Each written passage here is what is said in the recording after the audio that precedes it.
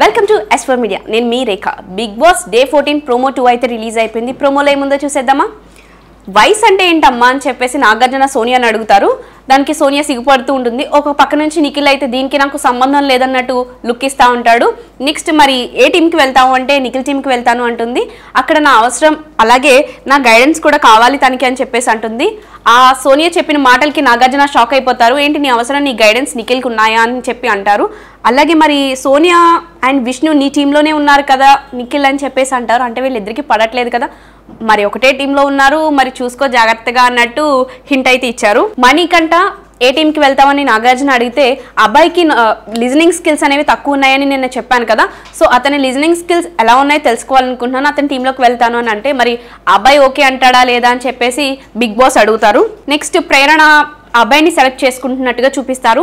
నేను ఎలా ఆలోచిస్తానో అబ్బాయి కూడా అలాగే ఆలోచిస్తారు అంటుంది. మరి నాకు ఓకేనా అంటే అబ్బాయి కూడా నాకు ఓకే సార్ అని చెప్పేసి అంటాడు.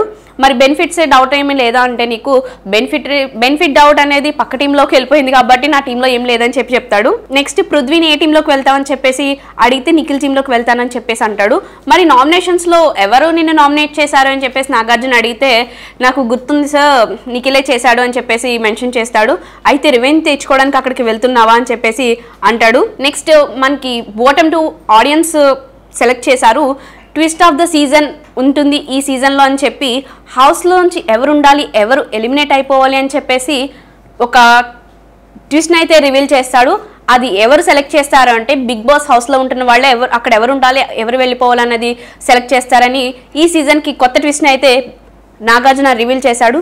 మరిన్ని బిగ్ బాస్ అప్డేట్స్ కోసం చూస్తూనే ఉండండి S4 మీడియా.